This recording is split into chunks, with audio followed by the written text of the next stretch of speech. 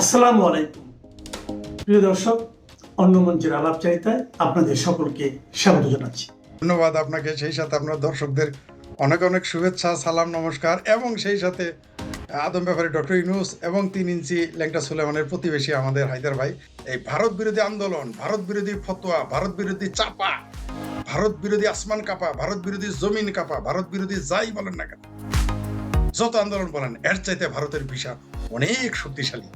তার জন্য মানুষকে ঠেকানো যাচ্ছে না ভারতের এই ভিসার বিরোধিতা করার জন্য। ভারত যাও আপনি ঠেকাইতে পারবেন না। আপনি কল্পনা করতে পারেন যে এত সীমান্তে এত কঠিন এত কিছু, তারপরেও যে যাওয়ার চেষ্টা করতেছেন, তারপরেও তো আপনি ঠেকাইতে পারবেন না। কারণ ওই যে আওয়ামী লীগের একজন নাকি বলেছিলেন যে ভারত আর বাংলাদেশের সম্পর্ক বহু জামাই সম্পর্ক। হাইরে তখন বাঙ্গুরা গালাগালি দিল, বাপরে বাপ, কারণ আওয়ামী লীগ বলছে, তাই বিরাট বেজ্জতি হয়েছে। এইবার দেখলাম এই মুসলেখা সরকারের সংসদে একজন এমপি বললেন যে ভারত বাংলাদেশের এমন বউ জামাইয়ের সম্পর্ক যেটা কখনো ডিভোর্সই হবে না। মাশাআল্লাহ, ছোট মিয়া তো ছোট মিয়া, বড় মিয়া তো বড় মিয়া, মানে আওয়ামী লীগ, ছোট মিয়া সুবহানাল্লাহ। সে বলছে যে এমন স্বামী স্ত্রী সম্পর্ক বিয়েই হবে না, তা লাগি দেওয়া যাবে না, এমন বিয়ে এইটা। তো আসলে যেমন এটা বলে ভেজে ভারত বাংলাদেশের সাথে তালাক হবে না, তেমনি ভারত বাংলাদেশের এই ভিসার যে সম্পর্ক, বাংলাদেশের মানুষ সারা দিন দোয়া করে আমেরিকার ধ্বংস চায়। সারাদিন আসর নামাজ, এই সারাদিন একের মাগরিব পর্যন্ত এশার নামাজের পরে কি দোয়া করেছেন, আল্লাহ গো আমার একটা ডিবি লটারি দিন, এই দোয়া করে তো ঘুমায়। তো ভারতের দশাও তাই, সারাদিন ভারত বিরোধিতা করবে। আপনাকে একটা কথা বলি, জননেত্রী শেখ হাসিনার বডিগার্ড ছিলেন, আমি নাম সহ বলে দিতে পারবো, এটা আইনগত কারণে বলতে পারতেছি। বডিগার্ড ছিলেন, করতেন জামাত, তার বাপ জামাত, তার মা জামাত, তার ভাই জামাত, তার বোন জামাত। বঙ্গবন্ধু কন্যা শেখ হাসিনা প্রধানমন্ত্রী, তার বডিগার্ড। এইটা তখন লোকদের বলতে গিয়ে আমি বিপদে পড়ে গিয়েছিলাম, বুঝতে পারছেন? আমার পরিবার বিপদে পড়তে গিয়েছিল, এর কথা বলতে দেয়। সেই লোকের বাসায় একদিন আমাকে নিয়ে গেছে, মানে আমি বিশ্বাস করি নাই যে জামাতের বাসা, সেই জন্য গেছিলাম। কারণ জামাতের বাসায় ঢুকলে আপনি বুঝতে পারবেন এটা জামাতের বাসা।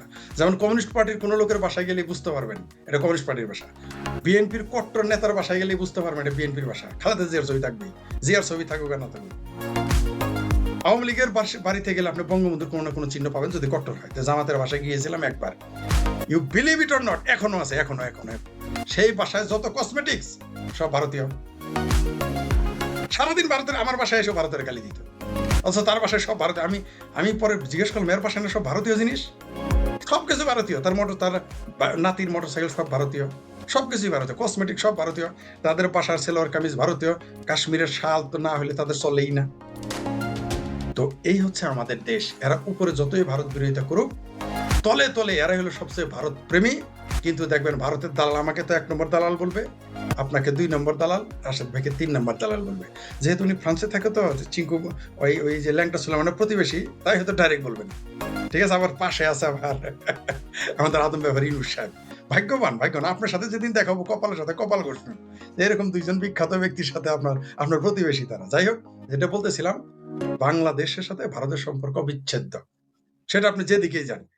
যেমন আপনার চাচাতো জ্যাঠাতো ভাইয়ের সাথে আপনি যতই ঝগড়া করেন, তার সাথে সম্পর্ক আপনার বিচ্ছেদ্য।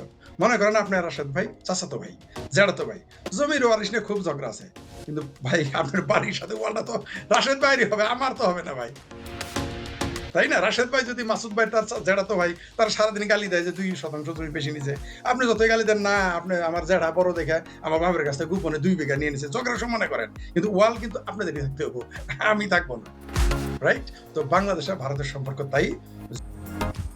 ধন্যবাদ মাসুদ ভাই। এবং আমার প্রিয় ভাই তো নেট সমস্যার কারণে হয়তো আমাদের থেকে আউট হয়ে গেছেন, আবার আসবেন। এবং দর্শক শ্রোতা মণ্ডলী যারা দেখছেন, সকলকেই আন্তরিক অভিনন্দন এবং শুভেচ্ছা। মাত্র আমার কাছে এই মুহূর্তে যেটা রিপোর্ট আছে, মানে আজকে পর্যন্ত ফাইল জমা দেওয়ার যে ডেট স্লট নেওয়া হয়েছে এখন পর্যন্ত, তাতে 1,40,000 ইন টোটাল স্লট, মানে 1,40,000 পাবলিক অলরেডি স্লট নিছে। মানে আগামী 2 মাসের ভিতরে ভিসা সেন্টারের কোনো জায়গা খালি নেই। এই পর্যন্ত ঢাকা, চট্টগ্রাম, রাজশাহী, খুলনা, বরিশাল, যশোর, যত জায়গায় ওদের এম্বাসি আছে, ভিসা সেন্টার আছে, সবগুলো মিলাইয়া প্রায় 33,000 লোক ভিসার অ্যাপ্লিকেশন অলরেডি জমা দিয়ে দিছে, জমাই দিছে 33,000। 1,40,000 অলরেডি শিডিউল নিয়ে রাখছে, মানে অ্যাপয়েন্টমেন্ট নিয়ে রাখছে, মানে এরা ধাপে ধাপে জমা দিবে। প্রতিদিনই লাইন লম্বা থেকে লম্বা হইতেছে। গতকালকে একটা ভিডিও দেখলাম, এক মহিলারে ঠিক আপনার এই কথাটাই সাংবাদিকে জিজ্ঞেস করছে যে কেন যাইতেছেন এসে, তো মহিলা কইছে আরে বাবারে এত সস্তা টাকা, এত সস্তায় অন্য কোনো দেশে চিকিৎসা করতে যাইতে পারতাম না, চিকিৎসা হইব না। এখান থেকে ভারত যায় ট্রিটমেন্ট করে আসতে যা চীন মালয়েশিয়া এখানে গেলে আমাদের খরচ খালি বিমান ভাড়াই যাবো তার চেয়ে বেশি। মার্কেটিং করে শান্তি, খাইয়া শান্তি, শুইয়া শান্তি, গোসল করে শান্তি। আরেক ভদ্রলোক কইতেছে ভাই চীন যে যাবো, আমরা তো চীনা ভাষা বুঝি না, আর চীনাইয়ারাও বাংলা ভাষা বুঝে না। সুতরাং আমাদের জন্য ভারত ভালো, আমরা ভারতে যাই, ভারতের ডাক্তারের সোজা সাপটা কথায় বুঝাইতে পারি যে কি হয়েছে না হয়েছে, কি নাকি সব মনের দুঃখ বুঝাইতে পারি। আর চায়না মায়না গেলে ওইটা হচ্ছে যে মনের দুঃখে বনে গিয়া কান ধরে সেই অবস্থা। এই কারণে তাদের সকলের ভারতের প্রতি এত আগ্রহ। এখন দেখেন গত 2 বছর যাবত প্রচুর চিল্লাইছে। কি চিল্লাইছেন? দিল্লি না ঢাকা, ঢাকা ঢাকা। আবার এটা খেয়াল আছে আপনার, যেই দিন ভারতের ভিসা প্রথম বন্ধ করে দেয় সেদিন ভিতরে মিছিল করছে হুজুরেরা, ভিসা দেন, ভিসা চাই, ভিসা দেন, ভিসা, ভিসা সেন্টারের ভিতরে ভিসার জন্য মিছিল করছে। এদিকে কিন্তু ওনারা বাইরে দিল্লি না ঢাকা কইছে আমার কাকা মিছিল হয়। এগুলো হচ্ছে কি জানেন, এগুলো ওই যে মানুষেরা বুঝায়, আর ঠিক কোনগুলাই করে জানেন, যেগুলা করছে তাদের বাপ মা ভাই বোনের ট্রিটমেন্ট হয়েছে আবার এই অল্প কয়দিনে। সার্জিস না জানি নাহিদের বাপেরই নিয়ে গেছিল গত 1-1.5 মাস আগে, কলকাতা নিয়ে ট্রিটমেন্ট করাই আনছে। ফেরত মিছিল করছে কারা? তারা। ওই যে আরেকটা পাগল আছে না, হে ভয় কারে দেখাস, এই বেটার আত্মীয়র বিচার ভিন্ন বোধ হাতে পায়ে ধরে নাকি বিচার করে আত্মীয় ট্রিটমেন্ট করে আনছে। ঘটনা হয়েছে এই যারা এই স্লোগান তুলছে, মিছিল তুলছে, এরা সব গেছে এইখানে কোথায়? ভারতে ট্রিটমেন্ট করতে। আর আমার মতন আপনার মতো পাগল ছাগল দেখলে ফিচে ফিচে হ্যাঁ হ্যাঁ হ্যাঁ আমরা জিহাদ করে ফেলাইতেছি, হেরা যায় মরছে, হেরা যায় গেছে এম্বাসি আক্রমণ করতে, পাথর মারতে, যাতে ভিসা সেন্টার বন্ধ হয়ে যায়। কারণ হচ্ছে যে এই যেগুলো আছে না শয়তান, এদের চিন্তা হচ্ছে ভাই আমরা তো হাতে পায়ে ধরে হইলে একটা লাইন করে যাবো, মরলে শালার বাঙালি মরবো, অসুবিধা কি, কিন্তু আমাদের দবদবা তো থাকতে হবে। আমাদের বিশাল দবদবা, আমরা ভারতের বিরুদ্ধে আছি।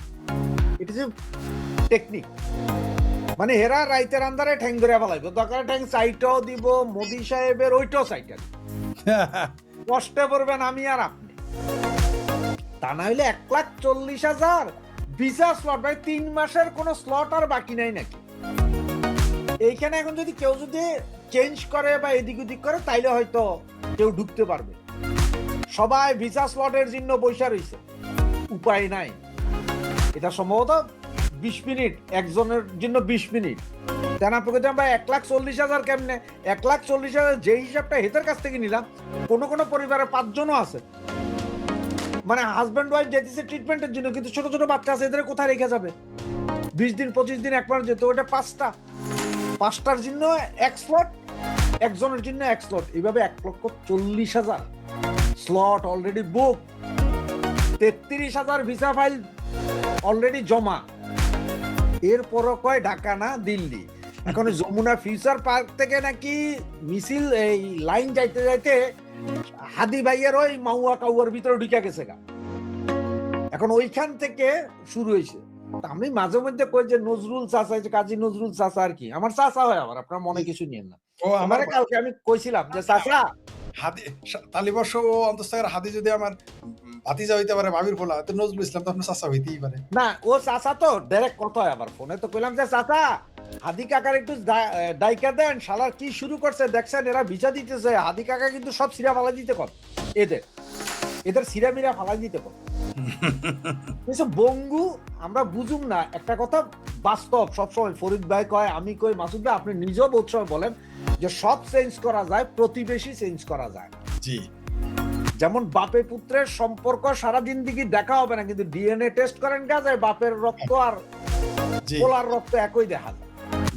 গতকালকে হঠাৎ করে ফেসবুক খুলতে খুলতে দেখতেছি আমেরিকা থেকে এক ইউটিউবার আমেরিকান এক ইউটিউবার, ও বিভিন্ন দেশের বিভিন্ন জায়গার উপর রিসার্চ করে, হে কইতেছে আজ থেকে 150 বছর আগে বাংলাদেশটা কি বৌদ্ধদের ছিল। সে জায়গার ম্যাপ ট্যাপ কইরা কোথায় কোন মূর্তি ছিল, কি ছিল, ডায়াগ্রাম কি ছিল সব দেখাইতেছে, লক্ষ লক্ষ লোকে দেখতেছে। তখন আমি চিন্তা করলাম, শালার কি একটা অবস্থা শুরু, এ তো প্রচার চতুর্দিকে, মানে এবার বৌদ্ধ, তো বৌদ্ধ কোন দিকে আছে ভাই? চায়না, বার্মায় বৌদ্ধ আছে। বার্মা তো বুদ্ধিস্ট কান্ট্রি। চায়নাতে 60% লোক নাস্তিক ভাই। জি জি জি, বার্মা, থাইল্যান্ড 18% বুদ্ধিস্ট চায়নাতে, 90% বুদ্ধিস্ট দেশে মায়ানমার। ওই যে ভাঙবো কইতেছে, আমরা তো মস্কারি করতেছি সবাই, আর এরা কিন্তু প্রপাগান্ডা ঠিক মতোই চালাইতেছে, কোথায় বৌদ্ধ বিহার, কোথায় বৌদ্ধ মূর্তি আছে এগুলো দেখাইতেছে আজ থেকে 100 বছর আগে নাকি। দেখুন ওই আমাকে অবস্থাটা কি ছিল না, আমরা সারাদিন খাইতেও ভারতের গাইল, উঠতেও ভারতের, ঘুমাইলেও ভারতের, কিন্তু স্বপ্ন যখন ঘুমাই না, স্বপ্নে দেখি যে তাজমহলে ঘুরতেছি রে, তাজমহল দেখতেছি। ওই কলকাতাতে যাই আমরা যে ডাব্বার মধ্যে চা খাইতেছি মাটির কলসে, জি জি জি, চা খাইতেছি, ওইখানে শাকাহারি খানা খাইতেছি, তারপরে ওই দিল্লিতে যাইতেছি নিজামুদ্দিন আউলিয়ার মাজার জিয়ারত করতেছি। স্বপ্নে কিন্তু সারাদিন ভারত দেখি, কারণ স্বপ্নে আবার আমেরিকা দেখতে হয় না, কারণ এখানে তো ভিসা আবার কঠিন, এইগুলো দেখা যায় না। কারণ দেখতে গেলে যদি ভিসা রিজেক্ট হয়ে যায়, এ স্বপ্নের মধ্যেও দুঃখ পাবো, এই জন্য ভারত দেখি স্বপ্নে। কিন্তু সকালতে ঘুম থেকে উঠটা শোয়ার এক পর্যন্ত গালাগালি সব ভারত। আবার রাইতের বেলা ঘুমানোর সময় যদি বউ নিয়ে বা বান্ধবী নিয়ে ঘুমান, তাহলে জিনিসও আনতে হবে আমগো ভারতে, এটা ছাড়া চলবে না। এইটা আমাদের জাত, ভারতরে আপনি বদলাইতে পারবেন না। ভারত বড় দেশ, এটা ঠিক যে আপনি ভারতের সাথে কথা বলতে পারেন, ঝগড়া করতে পারেন, ভাই ভাই হিসেবে ঝগড়া করতে পারেন যে আমাদের এইটা লাগবে, আমাদের থেকে এটা নিতে হবে, কিন্তু ভারতরে আপনি একেবারে সাইড করে দিতে পারবেন। আমার চিকিৎসার জন্য ভারত দরকার, আমার শিক্ষার জন্য ভারতের দরকার। আরে এই যে কওমি মাদ্রাসার যেসব হুজুরেরা লাফায়, দেওবন্দ মাদ্রাসার ওস্তাদ সব ভারতে, ভারতের থেকে দেওবন্দ মাদ্রাসাতে শিক্ষা নিয়ে আইসা বাংলাদেশে বসে আছেন ওনারা ফতোয়া জারি করে। আপনারা যাবেন কই? ওই যে একটা কথা আছে না যে তোমরা ভারতের কোন কোন অবদানকে অস্বীকার করবে, কোন অবদান অস্বীকার করবে? ধন্যবাদ মাসুদ ভাই। পাকিস্তানে হলো 0%, আর চাইনাতে গিয়েছে 0.234, 0. বুঝতে তো কি বলছি, মানে এর চিকিৎসা করতে গেছে। পাকিস্তানের 0 আর চাইনাতে হলো 0.1234 সর্বোচ্চ পাস, তাও না আরো কম, 0.123 এরকম, মানে যায় নাই বললেই চলে চাইনাতে। তো পাকিস্তানে তো 0 যায় নাই। কি করেছে তারা? চিন্তা করছে যে ওই যে আমাদের জামালপুরে আরেকটা কথা, চান্স পেয়েছি যখন জামালপুরে কয় হায়দার ভাই আর যদি শেখ ফরিদ, হায়দার ভাই আর যদি কি আমাদের রাশেদ ভাই আর যদি মাসুদ ভাই যদি তোরা চড়াই, কয়টা চর সহ্য করতে পারবি? যখন মার্শাল আর্ট প্র্যাকটিস করতাম তখন চড়াইলে 7-8টা 5-6টা সহ্য করতে পারতাম, এখন হয়তো 2-1টা সহ্য করতে পারবো। যদি হাত পা বাইন্দা বিড়ায় তাইলে তো যত দিতে পারে ততই সহ্য করতে পারবো। তো যখন ভিসা পায় নাই তখন তার কিছু করার নাই, যখন পীর সাহেবের পানি পড়া আর হইলো আল্লাহ আল্লাহ জিকির করা ছাড়া তো কোনো উপায় নাই, তখন কোনো উপায় ছিল না। উপায় না থাকলে যা হয়, করোনার সময় কেউ যেমন যায় নাই তেমনি ঘটেছে, চিকিৎসা করতে যায় নাই। তবে আমার কাছে শত না, এই 2 বছর অন্তত 1000 বার ফোন আসছে প্রত্যেকজন মুসলমান, এবং এর 95% হইলো বিএনপন্থী, যে ছোট ভাই বা বড় ভাই বা কাকা বা মামা বা কালু বা আঙ্কেল বা ভাইয়া বা বাবা সোনা ময়না বাগিনা ভাতিজা, ইন্ডিয়া কবে ভিসা খুলবে? মানে এটা উত্তর দিতে দিতে শেষে আমি ওগুলো আর উত্তরই দিতাম না, কারণ কি উত্তর দিব? বুঝতে পারছেন তো? তারা ভিসার জন্য দোয়া করছে মনে মনে, কবে খুলবে এ আশায় বসেছিল। কারণ এই বাংলাদেশের যারা বলে যে ভারত এটা যদি ভিসার সেন্টার না খুলে ভারত লস করবে, কোনো সন্তানে ভারতের কিছু তো লস হবেই, কিন্তু বাংলাদেশের যে লস হইতে এটা কেউ বলে নাই। এই যে ভিসা সেন্টারকে কেন্দ্র করে বাংলাদেশের যে কত টাকা আয় রোজগার হয়, কত মানুষ যে না খেয়ে মরতেছিল এই ভিসা না খোলাতে, সবচেয়ে বেশি দোয়া করতেছে কারা? যারা ভিসা সেন্টারে, যারা এই ভিসার দালালি করে, যারা ভিসার প্রসেসিং করে, তারা কি, তাদের মনের অবস্থা কি? আমাকে এটাকে বলেন। তারাও কি তাদেরও আত্মীয় স্বজন দেখেছি আমি তো 3 জনকে চিনি যারা এইটা করেই খায়, ভারতের ভিসার দালালি করে খায় বা ফর্ম পূরণ করে খায়। মানে এখন বুঝেন তাহলে অবস্থা কি, যদি ওইটা ক্যামেরা না থাকতো তাহলে তার পায়ে ধরে 2 জনে চিকরাচিকরি করে। আমি নিজের চোখে দেখেছি ভিসা না না রাষ্ট্রদূত ক্যামেরা না থাকলে কইতে আমরা বলি নাই প্রপাগান্ডা সব আওয়ামী লীগ। না, দুইটা একটা হলো বলি নাই তো বলতোই, কিন্তু ধরতো কিন্তু পায়ে ধরে কান্নাকাটি করতো, স্যার আমার ভিসাটা দেন। ক্যামেরার সামনে তো স্বীকারই করতো না। আর আপনি যে বলেন জামাত মনে হয় না, চেহারায় কি মনে হয়? আচ্ছা, আমাদের 3 জনকে দেখে কেউ কি ভুলও বলবে এরা জামাত করে? বলেন এই 3 জনের চেহারা দেখে বোঝা যায় যারা জামাত করে? কখনোই বোঝা যাবে না, কেউ অনুমানও করবে না। মানে আপনারা 2 জন যদি জামাত করেন তাও বিশ্বাস করবে না মানুষ। আর তাদের চেহারা সুরাত লেবাসটা এরকমই, দেখেই মনে হয় যারা জামাত ইসলাম করে না হেফাজত। আমার ধারণা আরো চরমনাই পীরের মুরিদেরা, দাড়ির যে সাইজ চরমনাই পীরের মুরিদে মনে হয়েছে আমার। আর বোর্ডারে অবশ্য মনে হয়েছে জামাতে তালিম করে। আমার অনুমান ভুল হইতে পারে, তবে এরা যে জামাতপন্থী বা চরমনাইপন্থী বা হেফাজতপন্থী এত কোনো সন্দেহ নেই। এরা এমনি কিন্তু পায়ে ধরতো, বুঝতে পারছেন না? ক্যামেরা না থাকলে পায়ে ধরে বলতো। আপনি বলছেন না যে ক্যামেরা না থাকলে বলি নাই, আরে ভাই পায়ে ধরতো ক্যামেরা না থাকলে। অবশ্য পরে এসে বলতো যে না না না না আমি তো যাইনি, আমাকে ফেরেশতারা এসে ওই যে আছে না একটা কি যেন নাম, আরে সাহাবাস কি যেন একটা হুজুর আছে না ক্যাপ পরে জামাতে ফুটবল খেলে 90 সালে, ও তারেক মনোয়ার আজারি মিজানুর রহমান ট্রাক্টর মনোয়ারের মতো কইতো যে জিনে এসে আমার পাসপোর্ট নিয়ে গেছিল আর ভিতর থেকে ভূতে সিল মেরে দিছে, আমি ভিসা পেয়ে গেছি, আমি তো যাইনি। এটা বলে ফেলতো, কোনো সন্দেহ নেই। কারণ জামাতের পক্ষে এরকম ঠাড়া পড়া মিথ্যা কথা বলা সম্ভব। আপনি যেটা একটা কথা বলেছেন যে এরা খাবে, গালি দিবে সারাদিন, ভারতের ঘুমের থেকে উঠে গালি দিবে, ভারতের ঘুমেতে যাওয়ার আগেও গালি দিবে ভারতের। চিঙ্কু বামদের কি কাজ? বাংলাদেশের পেয়ারা পাকিস্তানি আর চিঙ্কু বামদের কাজ হলো বঙ্গবন্ধু, আওয়ামী লীগ, শেখ হাসিনা, ভারত, হিন্দু। দিনে 5 বার নামাজ পড়লে তাহাজ্জুদ 6 রাকাত, 6 বার যদি তারা নামাজ পড়ে তাহলে 12 বার ভারত, হিন্দু, আওয়ামী লীগ, শেখ হাসিনা, বঙ্গবন্ধু এগুলোকে গালি দেয়। এটা দিয়ে ঘুমাইতে যায় এবং ঘুম থেকে উঠে আবার এই কাজই শুরু করে। নাহলে এদের কষা জাহিদের মতো পায়খানা টায়খানা হয় না, হাগা মতো কষা হয়ে যায়। এটা বললে মনে করেন যে গ্রামের কিছু লোক আছে কিন্তু টয়লেটে গেলে বিড়ি নিয়ে যায়, বুঝতাম না বিড়ি কেন, বিড়ি না খেলে না তাদের এই বিষ্ঠা ত্যাগ হয় না, মানে মল ত্যাগ করতে পারে না। এরাও যখন এদের হাঁকামতা বন্ধ হয়ে যায় তখন একটু বেশি বলে, ভারতের গালি দেয়, শেখ হাসিনার গালি দেয়, আওয়ামী লীগের গালি দেয়, হিন্দুদের গালি দেয়, বঙ্গবন্ধুর গালি দেয়, আওয়ামী লীগের গালি দেয়। দেওয়ার পরে তখন এদের টয়লেট হয়। এদের চিঙ্কুবাম আর হলো এই যে পেয়ারা পাকিস্তানি মোল্লা মৌলবী ছাড়া আমার মতো করতে আলাদারও একই কাজ। এটা স্বাভাবিক, এরা এটা করবে। আবার ভারত ছাড়া চলবে। সকালে উঠে মনে করেন যে ফেয়ার অ্যান্ড লাভলি ইন্ডিয়ান মাখবে, তার আগে আবার যে ব্রাশটা করবে, ওই ব্রাশটাও যে করছে ওটা কোলগেট ইন্ডিয়ান, ঠিক আছে? ওটা কোলগেট, ওই টুথপেস্টটা। তারপরে যখন মাউথ ওয়াশ সেটাও ইন্ডিয়ান, ফেস ওয়াশ নাকি কি বলে ওটাও ইন্ডিয়ান। তারপরে ফেয়ার অ্যান্ড লাভলি আরও ক্লিম। শুধু তাই না, ওই শ্যাম্পু গোসল করার সময় যে শ্যাম্পু লাগাইছে ওইটাও ইন্ডিয়ান। শুধু তাই না, ওই যে শরীরে যে সাবান লাগাইছে শরীরের সব অঙ্গে সেটাও ইন্ডিয়ান। এমনকি ওই যে তারপর সকালে যে নাস্তা করছে ডিম ভাজিটা খাইছে পেঁয়াজটাও ইন্ডিয়ান, এমনকি মরিচটাও ইন্ডিয়ান, কখনো কখনো ডিমটা আন্ডাটাও ইন্ডিয়ান। খায়া দেয় সেরে বদবায়ু যখন ত্যাগ করে পাকিস্তানি, যখন বদবায়ু ত্যাগ হয় তখন ওটা পাকিস্তানি গ্রেন বেরোয়। বুঝতে পারছেন? এই হলো সমস্যা। হাঁচি দেয় তখন পাকিস্তানি গ্রেন বাড়ায়, স্যান্ড বাড়ায়, এটা হলো সমস্যা। এরা গালি দিবেই, দেওয়ার পর আবার সেই ভারতের কাছে যাবে। আপনি দেখেন পাকিস্তান এম্বাসি তো ভিসা মুক্ত, বাংলাদেশ বর্তমানে ভিসা মুক্ত। আপনি 50টা লোক দেখেন তো একদিন দেখান যে 50টা লোক যাইতেছে, হারিকেন লাগায়ও খুঁজে পাবেন না, হারিকেন লাগায়ও না। এই যে এত পাকিস্তান প্রেম, 1000 মুসলমান, বাংলাদেশি মুসলমান পেয়ারা পাকিস্তানি, মানে জামাত একটু ঘুরে আসুক না, দেখবেন এর মধ্যে 20টারে থাপড়াবে আর 100টারে ঘেটে ধরে ঘুরাবে, আর ঢুকতে পারবে না। এরা যাক না, দেখি যায় ভিডিও দেখ যে পাকিস্তান আসতে যাবে না। আপনি যদি প্লেনে টিকিট কাটে দেন তাও যাবে না। কেন যাবে না জানেন? গোপন কথাটা বলবো, কারণ ভারতের সিল পড়লে ইধার কা উধার কা যা সকতা হ্যায়। ভুলে যদি পাকিস্তানি সিলটা পরে ইহ জন্মে কবরস্থানে গেলে ওই ভিসা নিয়ে যেতে পারবে না, শ্মশান ঘাটে গেলে ওনে যাইতে পারবে না, কবরস্থান যাইতে পারবে না। সেই জন্যই যাতে মাতা তারা ঠিক বাংলাদেশের বাঙ্গ মুসলমানরা না, পেয়ারা পাকিস্তানি মুসলমান, জামাতি মুসলমান, হেফাজতি মুসলমান না, চর্ম নাই এবং চর্ম ছাড়া চর্ম আলা মুসলমান, বিএনপি, হেফাজত, আমার ভাবির পোলারা যাতে মাতাল তালে ঠিক পুরাই জামালপুরে বাংলা। এরা ডিমের হালি 5টাই কিনবে, 3টাই বেচবে, জীবনেও পাকিস্তানে যাবে না। কারণ জানে সিলটা লাগলেই আর জীবনে কোনোদিন কোনো দেশে, এমনকি দুবাইতে যাই, সৌদি আরবে যেতে পারবে না, এই ভয়ে ওইখানে যাবে না।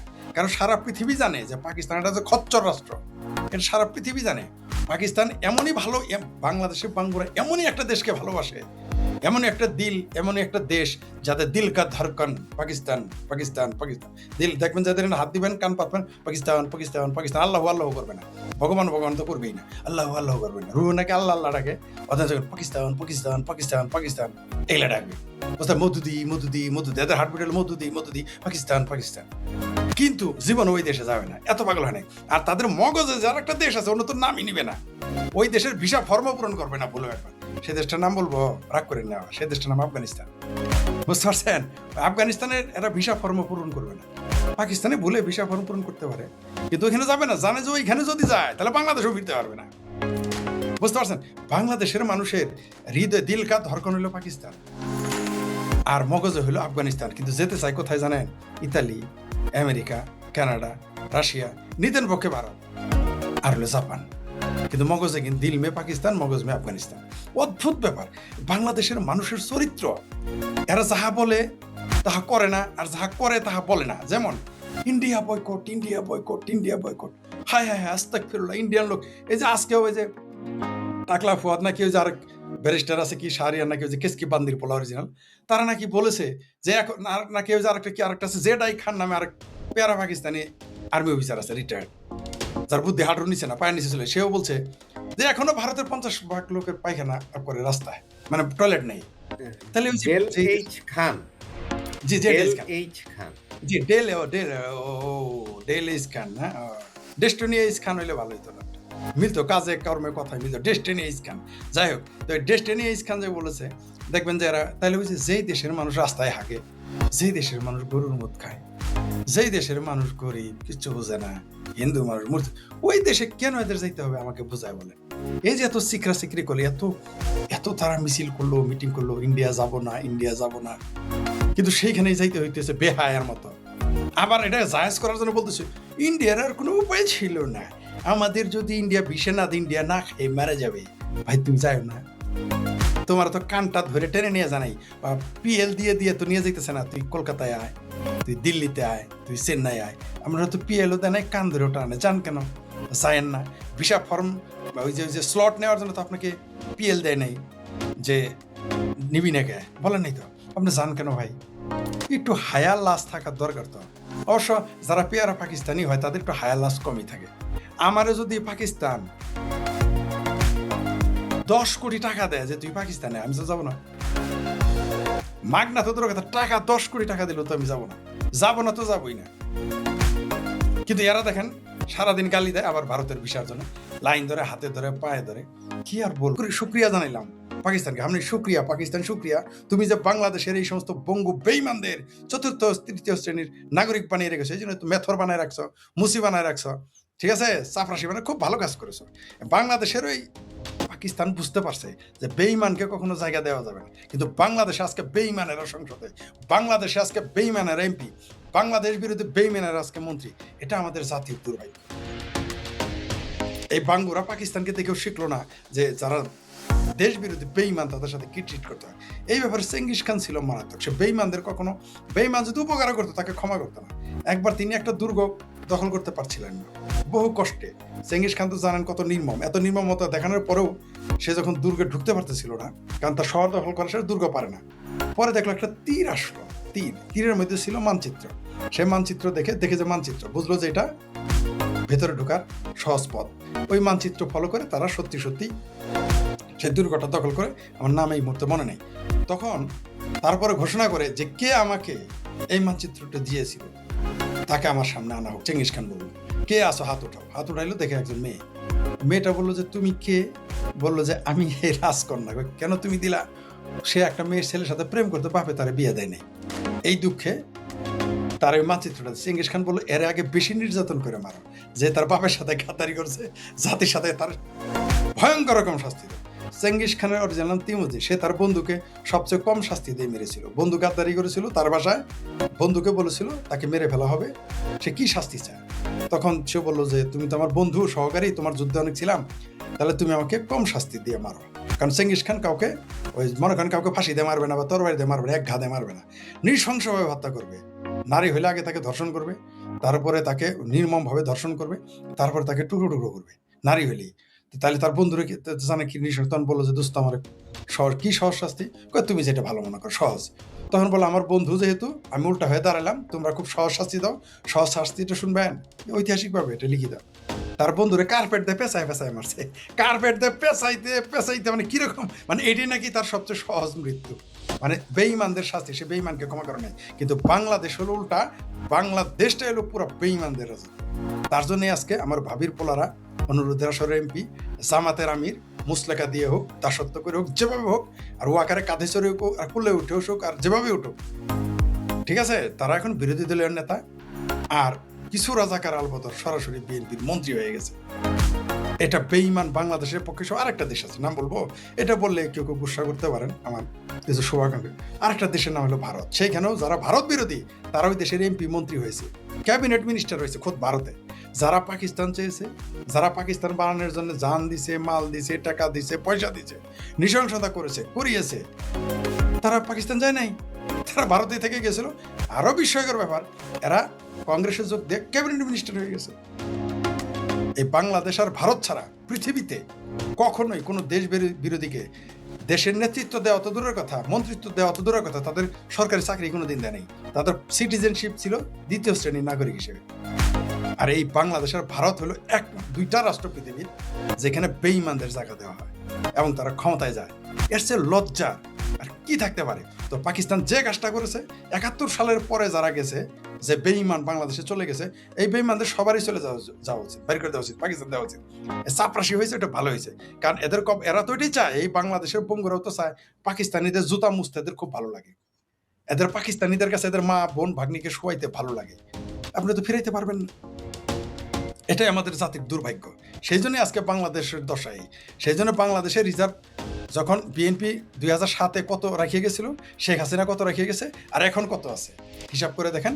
এই সেই বাংলাদেশ যে বাংলাদেশকে নিয়ে খোদ পাকিস্তানের চলমান সংসদে লাইভ পাকিস্তানি নেতারা বলেছে, সিঙ্গাপুর নেই হামে বাংলাদেশ বানা দো, হামে বাংলাদেশ বানা দো। কিন্তু এটা বাংলাদেশের বঙ্গুদের, যে দাদা বলে বঙ্গু, আমি বলি বাঙ্গু, বাঙ্গুদের আর সহ্য হচ্ছিল না, কারণ তাদের নাজায়েজ পিতার বদনাম তারা সহ্য করতে পারে নাই। শেখ হাসিনা সরকারকে উচ্ছেদ করেছে, শেখ হাসিনা সরকার পতন ঘটেছে বিদেশি শক্তির সহায়তায়। তার নাম দিয়েছে জুলাই বিপ্লব, জুলাই সন্ত্রাসী হয়ে গেল জুলাই বিপ্লব। কিন্তু সেই বিপ্লবের নেতাকে আজ পর্যন্ত জানলাম না। একজনকে মাস্টার মাইন্ড বলছে, সে এখন নিজেই অস্বীকার করে, না আমি তো মাস্টার মাইন্ড না। ঠিক আছে, এখন বলতেছে বাংলাদেশের সবাই মাস্টার মাইন্ড, ওই যে শিবিরের নেতার মতো। শিবিরের নেতা তো ধরা পড়েছে লুচ্চামি করে, আবার পেট বানাইছে, পেট ফালাইছে।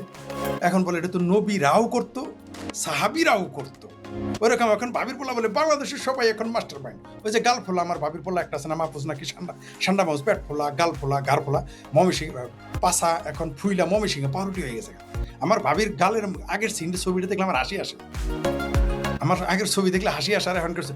আগে ছিল আমার ভাবির পোলা ছিল এরকম ছিল, ঠিক আছে, পেট ছিল নিচে, থাকতো শিবির লোকাল বাসে। আমার কথা না, বিএনপির খালেদা জিয়ার চেয়ারপারসন খালেদা জিয়ার উপদেষ্টার কথা, আমার কথা না। এটা যে থাকতো এরা লোকাল বাসে, চলতো লোকাল বাসে, খাইতো শিবিরের মেসে ডাইল ভাত, গালে এরকম পেট। আর এখন আমার ভাবির পোলার পেট দেখলে মনে হয় 11 মাস। এখন আমার ভাবির পোলার পেট মানে ঘাড় দেখলে মনে হয় যে ঠান্ডা হয়ে গেছে। আমার ভাবির পোলা পশ্চাৎ দেশ দেখলে মনে হয় যে ময়মনসিংহে পাউরুটি হয়ে গেছে। বুঝতে পারছেন?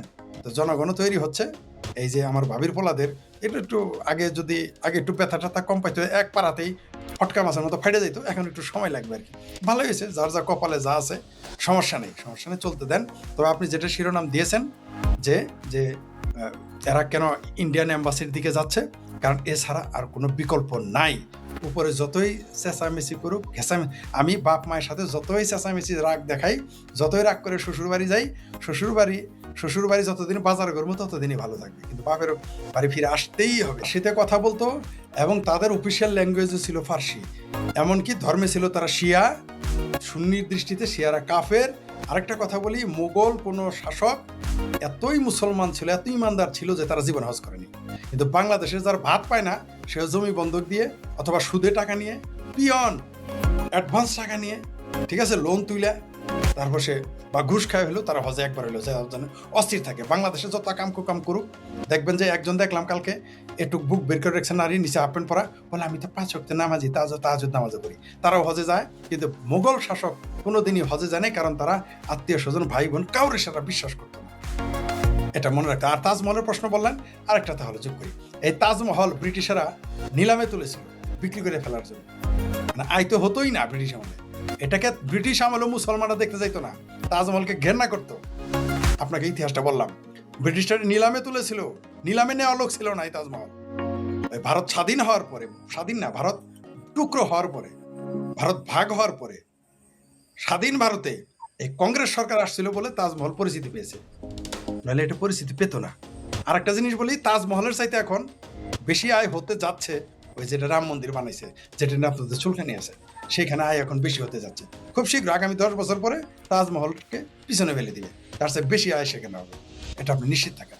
আপনারা হয়তো জানেন না যে কুম্ভ মেলায় 50 লক্ষ লোক সারা বাংলাদেশের লোক তাবলিগে যায়, তাই বলেন দুনিয়া সবচেয়ে বড়, দুনিয়া সবচেয়ে বড় জমায়েত। কুম্ভ মেলাতে ভারতের প্রয়াগরাজের যে নৈনিতালে যে কুম্ভ মেলা হয়, সেখানে 50 লক্ষ শুধু বিদেশি যায়, ভারতীয় না। এটা মনে রাখেন, তাহলে এখন বুঝেন আয় কোথায় বেশি হয়। আর এই তাজমহলে গর্ব করার কিছুই নাই, মুসলমান হিসেবে আপনি গর্ব করতে পারেন না, কারণ সেখানে ওটা ইসলামে তাজমহলটা হচ্ছে একটা কবরের উপরে স্মৃতিচিহ্ন।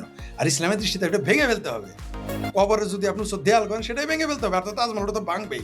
ভারত যদি কোনোদিন হয়েছে, আপনারা বলেন না যে জোয়াতুল হিন্দ করবেন, জোয়াতুল হিন্দ হলে প্রথমে তাজমহল আপনারাই ভাঙবেন, সবার আগে আজমির শরীফ আর তাজমহল ভাঙবেন, ওইটা আমরা জানি। দিল্লির মাজার ভাঙবেন, ওটা আমরা জানি। আরেকটা কথা হলো, এই তাজমহল যখন বানায় 22,000 মানুষকে 22 বছর গাধার মতো খাটাইছে, এরা কোনো ফাত্রামি করার জায়গায় পায় নাই, মানুষকে দরিদ্র করে। তার ওই যে বউয়ের, তাও কি বউ, তাজমহল প্রেমের প্রতীক, এটা আরেকটা ভণ্ডামি। কারণ তার বউ ছিল কতগুলো হিসাব করে নিয়ে, সে তার শালীরও বিয়ে করছে, এতই ভালোবাসে যে তার 1 ডজন বউ আলা কিরকম মমতাজের ভালোবাসতো। ওইগুলো ওই তথাকথিত সম্রাটদের ফাত্রামি, তাই ওই টাকাগুলো অপচয় হয়েছিল, এটা না হইলেই ভালো হইতো। আর কতগুলো মানুষকে বলা হয় মিথ আছে যে তাদের আঙ্গুল কেটে ফেলেছে, সেটা আমি মিথ হিসেবে নিলাম, যেটা গল্প। কিন্তু সেখানে 22,000 শ্রমিককে 22 বছর কাজ করানোর কোনো মানেই ছিল না ওইটা বানানোর জন্য। আর ওইটা এত কিছু না, কয়েকদিন পরে এই তাজমহলে কেউ যাবে না। ওই কংগ্রেস সরকার এটা এমন ভাবে ছাপাইছে যে তাজমহলই তাদের সব না, তাজমহলের বহু বিকল্প হয়ে গেছে। এবং তাজমহলের চাইতে বহু গুরুত্বপূর্ণ স্থান ভারতে রয়েছে, গুরুত্বপূর্ণ স্থাপনা, গুরুত্বপূর্ণ সৃষ্টি, গুরুত্বপূর্ণ সৃষ্টি ভারতীয়দের দ্বারা, ভারতীয় হিন্দুদের দ্বারা বহু কিছু বানানো আছে যা পৃথিবীর বিস্ময়। সেগুলো এখন সামনে চলে আসতেছে এবং সেগুলো তো আয় বেশি হচ্ছে, বুঝতে পারছেন? অবশ্য আমি গিয়েছিলাম তাজমহলে, তো ট্যাক্স দেওয়া, টাকা দিতে হয় বেশি, তো বাংলাদেশি পাসপোর্ট থাকলে ওইটা ইন্ডিয়ান বলেই চালাই দিছি, কম টাকা ফাঁকি দিয়ে বহুবার গেছি। যাই হোক, ওইখানে গেলে বুঝবেন, দেখেন তারা সৃষ্টি যেটা করেছে সেখানে অনেক ফাপড়বাজি আছে। ধর্মীয় দৃষ্টি ধরে চলবে না। আর বামপন্থী যারা আছেন তারাও চাপাটা মারতে পারবেন না, কারণ এইভাবে শ্রমিক নির্যাতন করছে। বামপন্থীরা ক্ষমতা আসলে তো সবার আগে একটু ঘুরাই দিবে যে প্রলেতারিয়েতের উপর নির্যাতন হয়েছে, সবার আগে তাহলে মুসলমানও ঘুরাবে, বামপন্থীরা ঘুরাই দিবে। বিজেপি সরকার আছে বলেই আছে। ধন্যবাদ। না, এরকম কোনো বিষয় না যে পাসপোর্টে ভারতীয় ভিসা না থাকলে ইউরোপের ভিসা হবে না, এটা ভাই ঠিক না। তবে এইটা ঠিক যে অনেক ইউরোপিয়ান কান্ট্রির ভিসা সেন্টার ভারতে, যার কারণে ওই ভিসা তুলতে ভারতে যেতে হবে। যেমন একটা আছে রোমানিয়া, সবচেয়ে সহজ, 8 লক্ষ টাকা ইউরোপ। রোমানিয়ার ভিসা তুলতে হলে ভাই আপনাকে ইস্তোনিয়া, লিথুনিয়া, চেক রিপাবলিক, এগুলোতে যাইতে হলে ভারত থেকে ভিসা তুলতে হবে। এছাড়াও আরো আছে ল্যাটিন আমেরিকার বেশ কিছু দেশ আছে, ব্রাজিল, নিউজিল্যান্ড, আর্জেন্টিনা। তবে একটা না, 2-3টা দেশের যদি ভিসা হয় তখন যে ইউরোপ ভিসা দিতে চায় না। তার মধ্যে প্রথম নাম্বার আছে পাকিস্তান। এই দেশের ভিসা যদি কারো পাসপোর্টে পড়ে, ওরে ভিসা দিতে চায় না ইউরোপ আমেরিকা।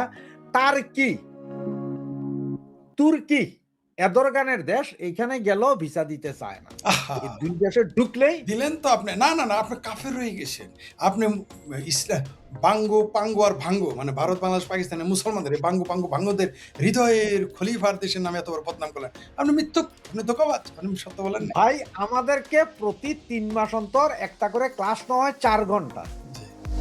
এই 4 ঘন্টাতে আমাদেরকে শেখানো হয় অ্যান্টি মানি লন্ডারিং। প্রতি 3 মাস অন্তর 4 ঘন্টার একটা ক্লাস। 1 ঘন্টা থেকে শুধু অ্যান্টি মানি লন্ডারিং, নতুন আইন কানুন আসে, এগুলো শেখানো হয়। প্রতি ক্লাসে আমাদেরকে যে কোন কোন দেশের ভিসা একটা পাসপোর্টে থাকলে আপনাকে ডাবল চেক, ট্রিপল চেক, চতুর্পল চেক করতে হবে। আপনি না বুঝলে আপনার বসের ডাকাইতে, তার মধ্যে আছে পাকিস্তান আর তুর্কিমিস্তান, আহা তুর্কি আর পাকিস্তান, এই দুইটা ভিসা দিলেন তো? একদম হুবাহ পেয়ারা পাকিস্তানের রীতি, এদিকে দেখতেই হবে। পেয়ারা পাকিস্তানের রীতি এবং- দিলেন। এবং পাকিস্তানি ভিসা যাদের আছে, পাকিস্তানি পাসপোর্ট যাদের আছে, ইমিগ্রেশন তাদের পাসপোর্ট 100% চেকিং করতে হবে। এই ধরনের আরো কিছু আছে, বাকিগুলা বললাম না। এটা আমাদের প্রতি 4 মাস অন্তর একদিনের একটা ক্লাস হয়। আমার দুইখান কথা আছে, আমার একখান জি। কথা আছে, সেটা হলো আপনার কাছে। দর্শকরা হয়তো এটা ভুলে গেছে, কিন্তু এটা আমি জানি, এটা দর্শকদের মনের কথা। আপনি বলেন মানি লন্ডারিং এত কঠিন কাজ, তাহলে যে 3 ইঞ্চি ল্যাংটা সুলেমান যেখানে আছে মধ্যপ্রাচ্য থেকে তাকে কোটি কোটি টাকা কিভাবে দেয়? জামাত তুরস্ক, জামাত বাংলাদেশ থেকে, তারপর তুরস্ক থেকে কেমনে টাকা পাঠায়? মানি লন্ডারিং এর, আমরা মানি লন্ডারিংটা কিভাবে বুঝি? যে একটা টাকা শেখ ফরিদ ভাই পাঠাইছে কার কাছে? মাসুদ বাইরের কাছে। দের কাছে। মাসুদ এই টাকাটা কোথায় ব্যয় করতেছে? ও মাসুদ কয়েকটা জায়গায় ব্যয় করতে, এক, কোন সন্ত্রাসী সংগঠনের চাঁদা হিসেবে দিতে পারে, কোন অস্ত্র বিক্রেতা যারা আছে ব্ল্যাক মার্কেট তাদের কাছে চালান দিতে পারে, অথবা মাসুদ ফরিদ $2000 পাঠাইছে, মাসুদ সেই $2000 50 জনের কাছে ভাগ করে দিছে। $50, $10, $20 মানে পাইছে, সে আর তোলে নাই, সে ওই টাকায় আবার রোলিং করছে বিভিন্ন জায়গায়, অ্যান্টি মানি লন্ডারিং। ও এখন বুঝতে পারলাম। আপনি যাবেন। ও এখন এরা আনে কিভাবে? এরা কিভাবে আনে?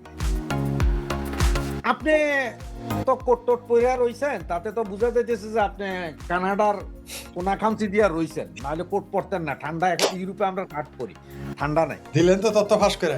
এইবার বুঝলাম আপনি প্যানিক বটে ল্যাংটা সুলেমানের রাত্রি আমার তথ্য ফাঁস করে দিলেন। এখন ওই যে আমি যেটা বলতেছিলাম যে এরা টাকা আনে, এটা কিভাবে হয়? আপনি বলেন যে পৃথিবীর কোন দেশ থেকে আপনার কাছে টাকা আছে, আপনি দিবেন, বলেন কত টাকা? 50 কোটি টাকা। 1 ঘন্টার ভিতরে আপনাকে, আপনি যেই দেশে বলবেন সেই দেশে ক্যাশ পৌঁছে দিয়ে আসবে। কি বলেন, তাই নাকি? হ্যাঁ, কারণ হইছে কি, আপনার ধরেন এক্সাম্পল, আমি এখন বাংলাদেশ থেকে 5 কোটি টাকা আনবো। আমি 5 কোটি টাকা কি হবে? হুন্ডি আছে এখানে হুন্ডি আলাদা বললাম যে তোমার ব্যাংকে আমি টাকা ঢুকাইতেছি, বা হে বলবো যে অমুক অমুক জায়গায় পাঠান ভাই টাকা, পাঠাইলে বাস হে আমার এখানে দিয়ে দিবে রাতে। তার কারণ কি জানেন? হে যেখানে যেখানে টাকা দিবে, হে আবার এখানে 2 দিনের ভিতরে এই টাকা সার্কুলার করে দিবে। কারণ এখান থেকে অনেক লোকে বাংলাদেশে টাকা পাঠায় না, বিভিন্ন ওই যে মসজিদে ভিক্ষা করে যা টাকা তোলে, এগুলো তো সরকারি ভাবে পাঠানো যাইতেছে না, হুন্ডি আলাদা দিয়ে পাঠাই দিতেছে বাংলাদেশের সন্ত্রাসী কর্মকাণ্ডের জন্য। এইসব তো মানি লন্ডারিংটা ধরা যায় একমাত্র ব্যাংকিং চ্যানেলে যখন হয় তখন। আসসালামু আলাইকুম। কোন জাতি তার নিজের স্বাধীনতা সংগ্রামের স্মৃতিতে বা স্বাধীনতা সংগ্রামীদের স্মৃতির জন্য, আরেকটু যদি সহজ করে বলি, যে মুক্তি সংগ্রামের নায়কদের প্রতি শ্রদ্ধা জানিয়ে যদি কোনো কিছু একটা স্থাপন করে, কোনো স্থাপত্য, ভাস্কর্য বা যে কোনো কিছু হতে পারে, হোক সেটা আমাদের শিখা চিরন্তন বা শিখা অনির্বাণের মতন কিছু, অথবা সোহরাওয়ার্দী উদ্যানের যে স্থাপনা, সেই স্থাপনা একমাত্র স্বাধীনতা বিরোধী শক্তি সেটাকে বন্ধ করে দিতে পারে বা সেটাকে নষ্ট করে ফেলতে পারে, যেটা 5 আগস্টে বাংলাদেশে বারবার হয়েছে। এবং শিখা চিরন্তন, শিখা অনির্বাণ এগুলোর বিষয়ে যে কোনো সিদ্ধান্ত, এটা অনেক বেশি স্পর্শকাতর। ওই জাতি যদি তার জাতীয় বীরদের সম্মান করে, শ্রদ্ধা অব্যাহত রাখে, তাহলে তার জাতির সর্বোচ্চ মূল্য দিয়ে, সর্বোচ্চতম মূল্য মানে শেষ বিন্দু পর্যন্ত মূল্য দিয়ে সেটা রক্ষা করা হচ্ছে বাঞ্ছনীয়, এটাই উচিত এবং এটাই বিশ্বজুড়ে হয়ে আসছে। সারা পৃথিবীতে স্বাধীনতা সংগ্রামীদের যত স্থাপত্য আছে, সেই সব স্থাপত্য নিয়ে আমাদের অভিজ্ঞতা অন্তত এই কথাই বলে যে কোনো অবস্থাতেই নিজের স্বাধীনতা সংগ্রামের প্রতি অবমাননা করা ঠিক না। শিখা অনির্বাণ বন্ধ হয়েছে, সেই বন্ধ নিয়ে কি কাণ্ড কারখানা হয়েছে এবং এই নিয়ে আকাশে বাতাসে কি কি আলাপ সালাপ হচ্ছে, সেগুলো নিয়ে বলার আগে আমি একজনের একটা ইন্টারভিউ ধরে আপনাদেরকে কয়েকটা কথা জানাই, আপনারা একটু শোনার চেষ্টা করবেন। এ ফাঁকে আপনাদেরকে আহ্বান জানিয়ে রাখছি, যারা আমাদের চ্যানেল এখনো সাবস্ক্রাইব করেননি, চ্যানেলটা সাবস্ক্রাইব করে নেবেন এবং লাইক এবং কমেন্টে আপনার মতামত জানাবেন। আমি একটা জায়গা থেকে একটু পড়ছি, সেটা হচ্ছে শিখা অনির্বাণ নিয়ে 1997 সালে বিচিত্রার সাংবাদিক গোলাম মর্তুজাকে যা বলেছিলেন মামুনুল হক, মানে বর্তমানে আপনারা চিনেন খেলাফত মজলিসের প্রধান এবং হেফাজতের নেতা মৌলানা মামুনুল হক, বহু আলোচিত, বিতর্কিত, সমালোচিত মামুনুল হকের বাবা ইসলামী ঐক্যজোটের নেতা আজিজুল হক তিনি একটা ইন্টারভিউতে অংশ নিয়েছেন। সেখানে তিনি বলছেন, বিচিত্রা প্রশ্ন করছে, মুক্তিযুদ্ধের বীর শহীদদের সম্মান জানানোর জন্য প্রতিষ্ঠিত হয়েছে শিখা চিরন্তন, আপনারা এর বিরোধিতা করছেন কেন? 1997 সালে মানে যখন আওয়ামী লীগ ক্ষমতা ছিল, এর বিরোধিতা করছেন কেন? আজিজুল হকের উত্তর ছিল, এইগুলা ফালতু কথা, ওইখানে আগুন পূজা করতেছে, এইটা মহাপাপ, শিরিক, ক্ষমার যোগ্য না। বিচিত্রা প্রশ্ন করলো, ক্যান্টনমেন্টের ভিতরে তো শিখা অনির্বাণ আছে, শিখা অনির্বাণ জ্বলছে অনেক আগে থেকে, এটার বিরুদ্ধে আপনারা কিছু বলছেন না কেন? আজিজুল হকের উত্তর, ক্যান্টনমেন্টে তো অস্ত্র নিয়ে মিলিটারি পাহারা দেয়, ওইখানে যাইতে হইলে যুদ্ধের প্রস্তুতি নিয়ে যাইতে হইব, আমরা সেই প্রস্তুতি নিতেছি, এছাড়া এমনি এমনি গেলে কিছু করা যাবে না।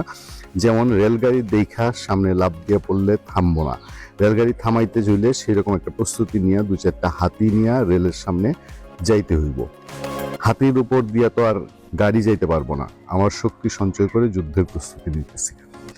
এই শক্তি সঞ্চয় করে কি 5 আগস্ট ঘটেছে কিনা, সেই 97 সাল থেকে প্রায় 30 বছরের মাথায় সেই গোপনে গোপনে যে শক্তি, যেই 7.62 রাইফেল, সেগুলোর মধ্যে দিয়ে 5 আগস্ট ঘটেছে কিনা আমরা এখনো ঠিক স্পষ্ট জানি না, সেগুলো তদন্তে এখনো কিছু বের হয়ে আসেনি।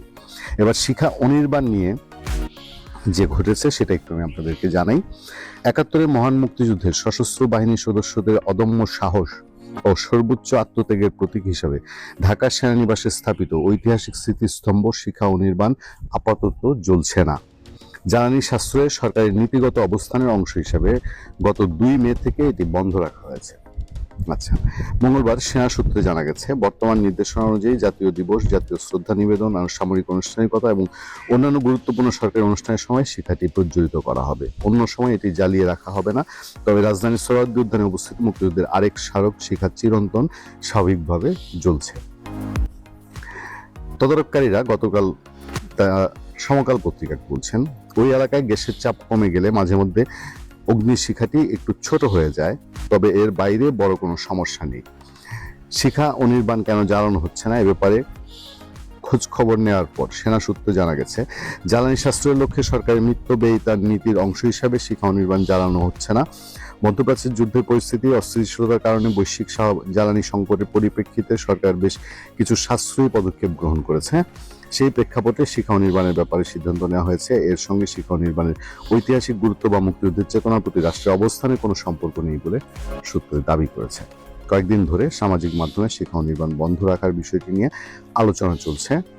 আগের মতো শিখা অনির্বাণ জ্বালানো হবে কিনা এমন প্রশ্নে একই সূত্রে জানা যায়, পুনরায় অবিরাম চালু রাখার কোনো সিদ্ধান্ত তারা এখনো পাননি। এখন পর্যন্ত অবিরাম চালু রাখার সিদ্ধান্ত হয়নি। সূত্র জানায়, 1977 সালে 16 ডিসেম্বর তৎকালীন রাষ্ট্রপতি জিয়াউর রহমান শিখা অনির্বাণ উদ্বোধন করেন। এরপর থেকে এটি দেশের সামরিক ঐতিহ্য, মুক্তিযুদ্ধের স্মৃতির অন্যতম গুরুত্বপূর্ণ প্রতীক হিসেবে বিবেচিত হয়ে আসছে। শিখা অনির্বাণ জ্বালাতে গ্যাস সরবরাহ করা হয়। এবার জ্বালানি সাশ্রয় নীতির কারণে এটি বন্ধ রাখা হলেও আগে কখনো বন্ধ ছিল কিনা এমন তথ্য সংশ্লিষ্টদের কাছে পাওয়া যায়নি। জ্বলছে শিখা চিরন্তন, এখানে বাদ রাখার কোনো শিখা চিরন্তন গতকাল সোহরাওয়ার্দী উদ্যানে স্বাভাবিক সময়ের মতো শিখা চিরন্তন জ্বলছে। স্থাপনাটির পাশেই আনসারের একটি দল বসা, তাদের সঙ্গে কথা বলে জানা যায় শিখা চিরন্তন উদ্যানের পাহারায় দায়িত্ব পালন করছেন তারা।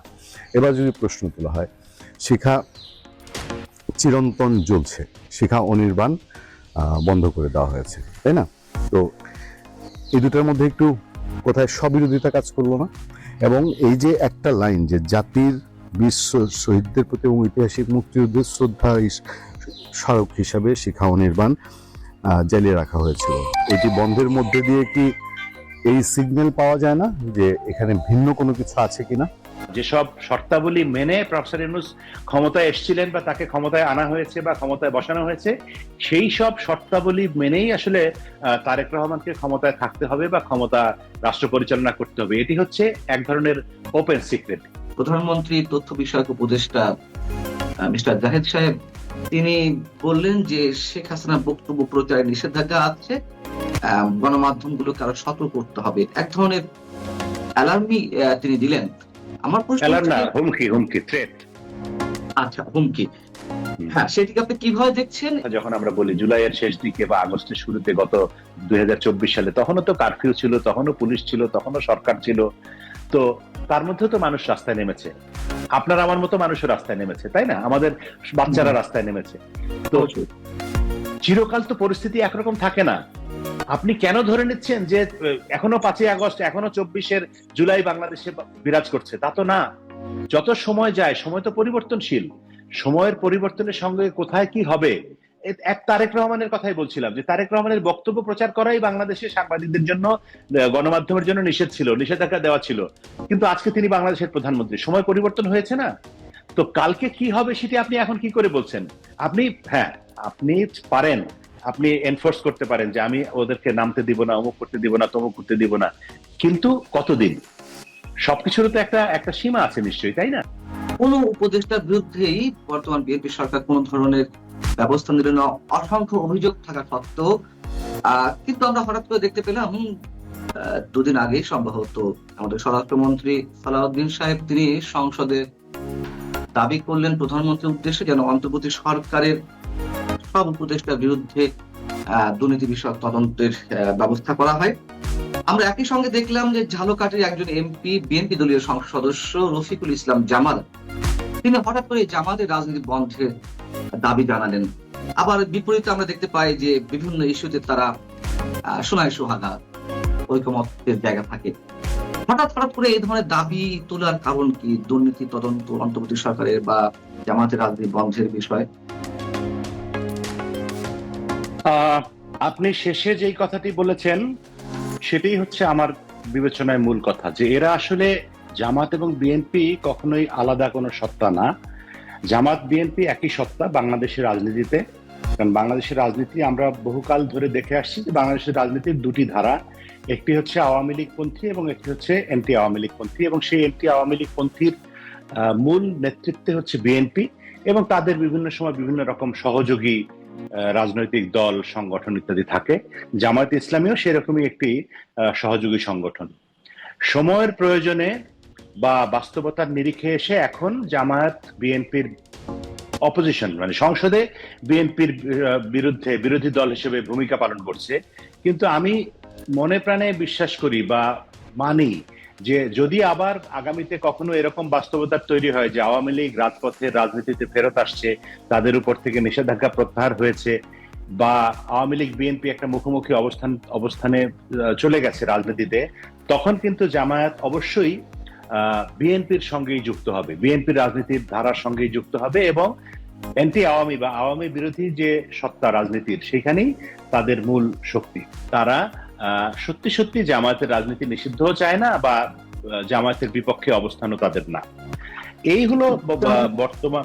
আচ্ছা, আর এটি এর বাইরে আপনি যে কথাটি বলেছিলেন যে অন্তর্বর্তী সরকারের দুর্নীতির তদন্ত, আমরা এই আপনার অনুষ্ঠানেই বিভিন্ন সময় আলোচনা করেছি বা অন্যান্য আলোচনায় আমরা শুনেছি যে সরকার পতনের পরে, ক্ষমতাচ্যুতির পরে বাংলাদেশে বঙ্গবন্ধু শেখ মুজিবুর রহমান অথবা জিয়াউর রহমানের কথা আলাদা, কারণ তারা নিহত হয়েছেন। যারা জীবিত ছিলেন তাদের প্রত্যেকের বিরুদ্ধে, বেগম খালেদা জিয়ার থেকে শুরু করে, শেখ হাসিনার থেকে শুরু করে, এরশাদ থেকে শুরু করে সবাইকে মামলা ফেস করতে হয়েছে।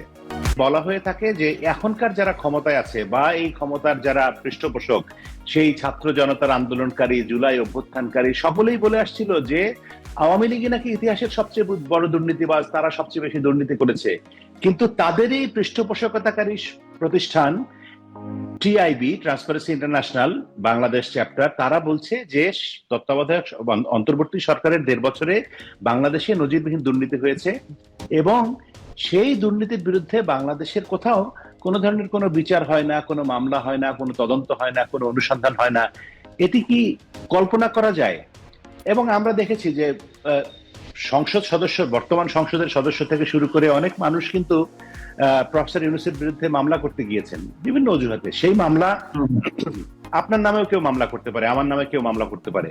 প্রফেসর ইউনূস বাংলাদেশের একজন নাগরিক, তার নামেও কেউ মামলা করতে পারে। তিনি যদি নির্দোষ হন, সেটি আদালত বা প্রথমে পুলিশ প্রশাসন তদন্ত করার মধ্য দিয়ে একটা পর্যায়ে আগাবে।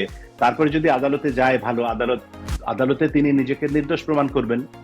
কিন্তু তার বিরুদ্ধে কোনো মামলাই করা যাবে না, এটা তো কোনো কথা হতে পারে না। এরকম তো নজিরবিহীন বাংলাদেশে এই ঘটনা।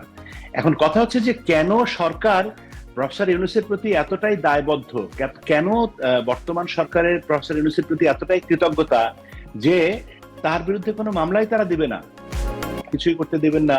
শুধুমাত্র ওই যে আওয়ামী লীগের আমলে দুর্নীতির বিচার হবে, বিএনপির আগের দুর্নীতির কথা তো মানুষ ভুলেই গিয়েছে, ফলে সেগুলি নিয়ে তো আর কোনো কথা বলার দরকার নাই। অ্যাজ ইফ বাংলাদেশে বিএনপির আমলে কোথাও কোনো দুর্নীতি হয়নি, সেগুলি বা কোনো অপরাধ ঘটেনি। তো বাংলাদেশের রাজনীতিতে এখন এমন একটা অবস্থা দাঁড়াচ্ছে যে সকল অপরাধ হচ্ছে শুধুমাত্র আওয়ামী লীগের। তো আওয়ামী লীগ নিশ্চয়ই প্রত্যেকটা রাজনৈতিক দল ক্ষমতায় থাকলে অনেক অপকর্ম করে এবং সেগুলির প্রত্যেকটিরই তদন্ত হওয়া, বিচার হওয়া মানুষের দাবি। মানুষ তত্ত্বাবধায়ক সরকারের একজন উপদেষ্টা চিকিৎসার জন্য যে পরিমাণ টাকা নিয়েছেন, সেই টাকা তো একটা মানুষের সারা জীবনের চিকিৎসার জন্য লাগার কথা না। তো এগুলি দুর্নীতি না? কেন এগুলি হয়েছে? একজন চা খাওয়ার জন্য, নাস্তা খাওয়ার জন্য, আপ্যায়ন খাওয়ার জন্য ওই যে গণভবনকে কি বানিয়েছে, চিড়িয়াখানা নাকি জুলাই চিড়িয়াখানা না জুলাই জাদুঘর, সেখানে নাস্তা খাওয়ার বিল হচ্ছে কত লক্ষ টাকা। এগুলো কত কোটি টাকা। এগুলি হাস্যকর না? এগুলি তদন্ত হওয়া উচিত না? তাহলে ডক্টর ইউনূস সরকারের বিরুদ্ধে কোনো ধরনের কোনো ব্যবস্থা নেওয়া হচ্ছে না কেন, অসংখ্য অভিযোগ থাকা সত্ত্বেও? দুই হচ্ছে, সালাউদ্দিন আহমেদ সাহেব স্বরাষ্ট্রমন্ত্রী যেটি সংসদে দাবি করলেন অন্তর্বর্তী সরকারের উপদেষ্টাদের বিরুদ্ধে বা সংশ্লিষ্টদের বিরুদ্ধে দুর্নীতির তদন্তে, সেটি কি কেবলমাত্র শো অফ? মানুষ তো মনে করে যে আসলে প্রফেসর ইউনূসের সরকার মূলত চালাতো তো জামায়াতেরই সরকার ছিল এটি। প্রফেসর ইউনূস তো সামনের একজন পুতুল হিসেবে ছিলেন, কিন্তু ওই সরকারের মূল চালিকা শক্তি ছিল জামায়াতে ইসলামী এবং তাদের সঙ্গে ছিল এখনকার যেটা এনসিপি বা আমাদের শিশু কিশোরদের যে দল, তারা। তো সেইখানে তারা এখন সংসদে বিরোধী দল আছে, বিরোধী দলের অংশীদার হিসেবে এনসিপি আছে। তাদেরকে এক ধরনের চাপে রাখার জন্য সালাউদ্দিন সাহেব এই কথা বলে থাকতে পারেন বলে আমার ধারণা।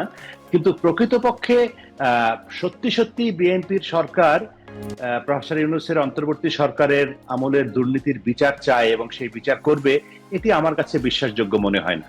ওই রাজনীতির কৌশলের কারণে হয়তো সালাউদ্দিন সাহেব সংসদে এই কথা বলেছেন বলে আমার ব্যক্তিগত ধারণা। কারণটি কি, যদি তদন্ত বা দুর্নীতির কোনো বিষয়ে তারা কোনো ধরনের ব্যবস্থা না নেয় বা একেবারেই সহজ এক্সিট সবাই পেয়ে যান বা দিতে চান, কারণ আসলে কি? মানে আসলে সেই সরকারের এক্সটেনশন, অনেকে যেটি বলে যে বর্তমান সরকার ইউনূস সরকারের এক্সটেনশন, বিষয়গুলো কিরকম? এখন এটা তো আসলে কাগজ কলমে কোনো প্রমাণ করার মতো সুযোগ নেই। আমরা একটা মানুষকে বিচার করি বা মূল্যায়ন করি কি দিয়ে? তার কাজকর্ম দিয়ে। তো একটা মানুষ বা একটা প্রতিষ্ঠান বা একটা সরকার, তো এই সরকারের শুরুর দিকে ধরেন সরকার ফেব্রুয়ারিতে দায়িত্ব নেওয়ার পরে প্রথম কিছুদিন কিন্তু মনে হয়েছিল যে না, তারা এক ধরনের একটা সমতার ভিত্তিতে রাজনৈতিক দায়িত্ব পালন করছেন, সরকারের দায়িত্ব পালন করছেন। কিন্তু যত দিন যাচ্ছে ততই তাদের চরিত্র এবং আচরণ স্পষ্ট হয়ে উঠছে যে এই সরকার আসলে এক ধরনের ইউনূস সরকারের এক্সটেনশন, এবং তাদের প্রণীত সকল অধ্যাদেশকে আইনে পরিণত করা, অধিকাংশ, সকল না হলে অধিকাংশ অধ্যাদেশকে আইনে পরিণত করার থেকে শুরু করে তাদের সকল কাজকর্মকে রাজনৈতিকভাবে, আইনগতভাবে, সংসদীয়ভাবে বৈধতা দেওয়া এবং তাদের দুর্নীতির বিরুদ্ধে কোন রকম প্রশ্ন তোলার সুযোগ না দেওয়া, তাদের বিরুদ্ধে কোন রকম কোনো মামলা মোকদ্দমা করতে না দেওয়া দেশের মানুষের কারো ইয়াতে। এবং প্রফেসর ইউনূস সম্পর্কে মানে প্রফেসর ইউনূস বা তার উপদেষ্টার কারো সম্পর্কে কোনো ধরনের কোনো মন্তব্য সরকারের তরফ থেকে এই প্রথম একজন স্বরাষ্ট্রমন্ত্রী সালাউদ্দিন সাহেব সংসদে তাও দুটো কথা বললেন। এছাড়া তো সরকারের কেউ ওই অন্তর্বর্তী সরকারের কারো সমালোচনাও করেন না। এই যে এত বড় ঘটনা ঘটে গেল যে অন্তর্বর্তী সরকারের আমলে সবচেয়ে বেশি দুর্নীতির ঘটনা ঘটেছে বাংলাদেশে 1.5 বছরে, এটি নিয়ে তো সংসদে তুমুল আলোচনা বিতর্ক হওয়ার কথা ছিল বা কথা হওয়ার কথা ছিল, কিন্তু সেরকম শিশু এই পর্যন্ত নিহত হলো সেটি নিয়েও কোনো কথা নেই। হ্যাঁ, এবং সেই হামের বিষয়ে আপনি দেখেন যে আমাদের বর্তমান স্বাস্থ্যমন্ত্রী বিভিন্ন সময় কিন্তু বলার চেষ্টা করেছেন। প্রথম দিকে তিনি একটু কি বলবো গা বাঁচানোর কৌশল অবলম্বন করলেও শেষ দিকে এসে কিন্তু তিনি পরিষ্কারভাবেই বলেছেন, সংসদে বলেছেন, বাইরেও বলেছেন, সাংবাদিকদেরকে বলেছেন, সচিবালয়ে বলেছেন যে অন্তর্বর্তী সরকার সময় মতো টিকা না কেনার কারণেই টিকার ঘাটতি হয়েছে দেশে, এবং সেই কারণেই এত শত শিশুর, হাজারো শিশুর মৃত্যুর ঘটনা ঘটেছে। সেই বিষয়টি নিয়েও কিন্তু কেউ কোনো কথা বলছে না সরকারের, এবং কেউ কোনো ধরনের উচ্চবাচ্য করছে না, বরং আপনি আমি কথা বলতে গেলেও সেটিকে পরোক্ষভাবে থামিয়ে দেওয়ার কৌশল নেওয়া হচ্ছে এবং আমাদের উপরে নানা রকম দোষারোপ করা হচ্ছে। এবং মামলা করতে গিয়েছিলেন এই বিষয়ে একাধিক লোক, আমি একটু আগেই বললাম, সেই মামলাও নেওয়া হয়নি। তো এইসব কারণে মনে হয় যে আসলেই এই তারেক রহমানের যে সরকার, সেটি প্রফেসর ইউনূসের অন্তর্বর্তী সরকারের এক্সটেনশন। গ্লোবাল জিওপলিটিক্সের প্রেক্ষাপটে শেখ হাসিনার সরকারের পতন হয়ে বর্তমান সরকার ইউনূসের সরকার গঠিত হয়েছে এবং তারপরে তারেক রহমানের সরকার গঠিত হয়েছে নির্বাচনের মধ্যে দিয়ে। সেই সরকারকেও আসলে ওই যে জিওপলিটিক্যাল প্রসেসের ভিতর দিয়ে যেতে হবে এবং যে সব ঘটনাবলী বা যেসব শর্তাবলী মেনে প্রফেসর ইউনূস ক্ষমতায় এসেছিলেন বা তাকে ক্ষমতায় আনা হয়েছে বা ক্ষমতায় বসানো হয়েছে, সেই সব শর্তাবলী মেনেই আসলে তারেক রহমানকে ক্ষমতায় থাকতে হবে বা ক্ষমতা রাষ্ট্র পরিচালনা করতে হবে। এটি হচ্ছে এক ধরনের ওপেন সিক্রেট, এটি আমার বিশ্বাস। সাম্প্রতিক সময়ে শেখ হাসিনা, সাম্প্রতিক সময় বলতে 2-3 দিন আগেই এনডিটিভিতে একটি সাক্ষাৎকার দিলেন। সেখানে তিনি নির্দিষ্টভাবে এই প্রথমবারের মতন বলেছেন যে এই বছরের মধ্যে তিনি দেশে ফিরে আসতে চান এবং তিনি মামলা মোকদ্দমা ফেস করবেন, এটা সবাই জানে। সরকার সেটাকে ওয়েলকাম না জানিয়ে আমরা দেখলাম যে মঙ্গলবার প্রধানমন্ত্রীর তথ্য বিষয়ক উপদেষ্টা মিস্টার জাহেদ সাহেব তিনি বললেন যে শেখ হাসিনা বক্তব্য প্রচারে নিষেধাজ্ঞা আছে, গণমাধ্যমগুলোকে আরো সতর্ক করতে হবে, এক ধরনের অ্যালার্মি তিনি দিলেন। আমার প্রশ্ন, হুমকি, থ্রেট। আচ্ছা, হুমকি, হ্যাঁ, সেটিকে আপনি কিভাবে দেখছেন? এবং গণমাধ্যম তো তার বক্তব্য সরাসরি প্রচার করছে না, বিশ্লেষণ করা হচ্ছে। আর যেটা প্রথমে বলছিলাম যে ওয়েলকাম না জানিয়ে তার বক্তব্য প্রচার করা যাবে না, আপনি যদি একটু পুরোপুরি বলেন আর কি বলতে আসলেন। আচ্ছা শোনেন পান্না, বাংলাদেশের রাজনীতি খুব, কি বলবো আমি, এক ধরনের, এক কথায় বলতে গেলে নোংরা পর্যায়ের রাজনীতি। যেমন এই যে আজকে যিনি প্রধানমন্ত্রী বাংলাদেশের, আপনি আমি দীর্ঘকাল সাংবাদিকতা করি বাংলাদেশে বা করেছি, তারেক রহমানের বক্তব্য প্রচারের উপরেও কিন্তু একসময় নিষেধাজ্ঞা ছিল। 2015 সাল থেকে শুরু হয়েছে। হ্যাঁ, 2015 সাল থেকে শুরু করে 2024 সালের 5ই আগস্ট বিকাল পর্যন্ত, মানে শেখ হাসিনার সরকারের পতন না হওয়া পর্যন্ত তারেক রহমানের বক্তব্য প্রচারে নিষেধাজ্ঞা ছিল। তিনি কোনো সভা সমাবেশে গেলে, সেটি লন্ডনে হোক বা পৃথিবীর যেখানেই হোক, সেই বক্তব্য, সেই ছবি প্রচার করা যাবে না।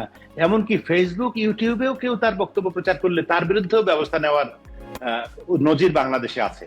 তো এটি তো খুবই একটি ব্যাড কালচার, একটা খারাপ উদাহরণ, খারাপ দৃষ্টান্ত, খারাপ সংস্কৃতি রাজনীতির। এবং সেই শেখ হাসিনার সরকারের সেই খারাপ দৃষ্টান্তটি হুবহু কপি করেছে বর্তমান সরকার। এখন তারা বলছে যে শেখ হাসিনার বক্তব্য প্রচার করা যাবে না। আচ্ছা ঠিক আছে, শেখ হাসিনার বক্তব্য বাংলাদেশের জাতীয় গণমাধ্যমে প্রচার না করলে দেশের মানুষ জানতে পারবে না যে উনি কি বলছেন না বলছেন। এইটা কোন দুনিয়াতে আমরা বাস করি?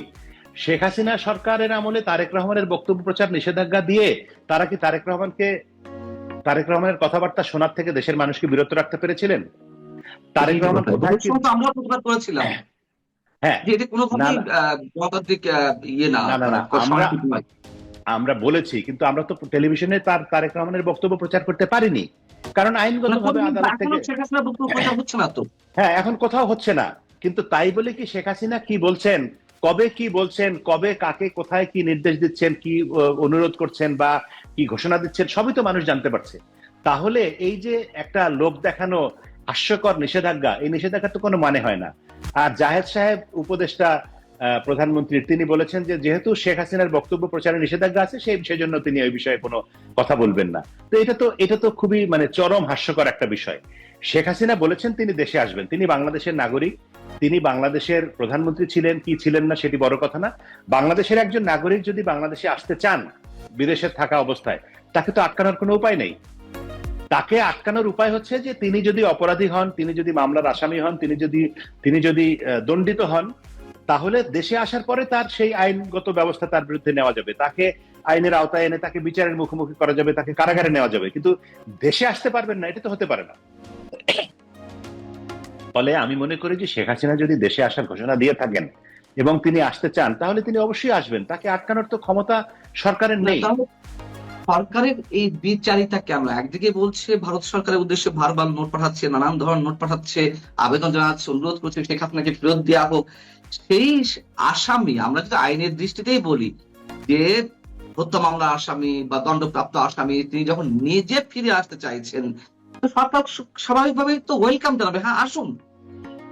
আচ্ছা, সরকার কেন এখান থেকে আপনার এক ধরনের মনে ধ্বংসকারী ভূমিকা পালন করছে? আপনার মনে আছে, আপনার নিশ্চয়ই মনে আছে বা দর্শকদের মনে থাকার কথা যে অন্তর্বর্তী সরকারের পররাষ্ট্র উপদেষ্টা তৌহিদ সাহেব কিছুদিন আগে একটা সাক্ষাৎকার দিয়েছিলেন একটা টেলিভিশনে, এবং সেখানে কিন্তু তিনি পরিষ্কার বলেছেন যে শেখ হাসিনাকে ফেরত চাওয়ার ব্যাপারে তারা যেসব কথাবার্তা বলেছেন তার অধিকাংশই ছিল বেগ, মানে আনুষ্ঠানিকভাবে কোনো ফেরত চাওয়ার সুযোগ এখনো পর্যন্ত বাংলাদেশ জানায়নি। কিছু চিঠিপত্র তারা দিয়েছে লোক দেখানোর জন্য, এবং সেই চিঠিপত্র কোথায় পড়ে আছে তার কোনো খবরই নাই। ভারত এ বিষয়ে কর্ণপাতই করেনি। এখন সরকার চায় কি, আমি আমি এই সরকারের আলোচনায় যদি আসি, তারা কি চায়?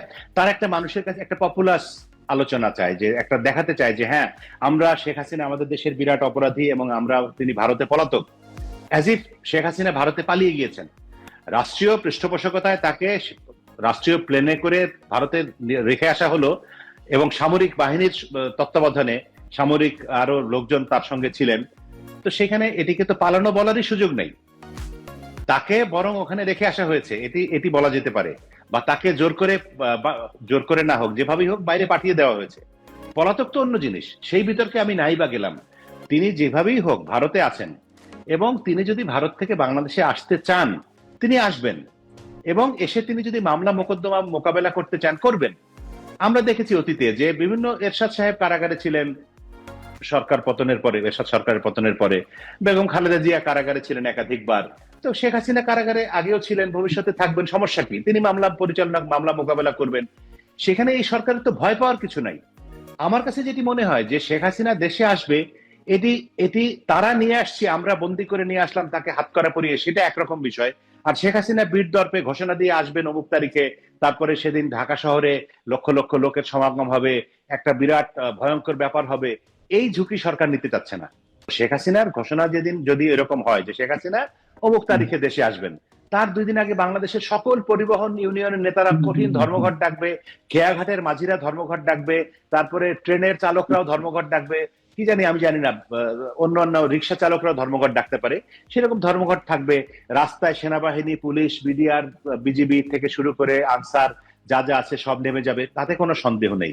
কিন্তু শোনেন, যদি সত্যি সত্যি আওয়ামী লীগের তো বাংলাদেশে বিরাট একটা বড় অঙ্কের মানুষের সমর্থন আছে আওয়ামী লীগের প্রতি, এবং সেই অংশের মানুষের যদি একটা অর্ধেকও কোনো কারণে রাস্তায় নেমে আসে 5ই আগস্টে বা জুলাই আন্দোলনের কথা যখন আমরা বলি, জুলাইয়ের শেষ দিকে বা আগস্টের শুরুতে গত 2024 সালে, তখনও তো কারফিউ ছিল, তখনও পুলিশ ছিল, তখনও সরকার ছিল।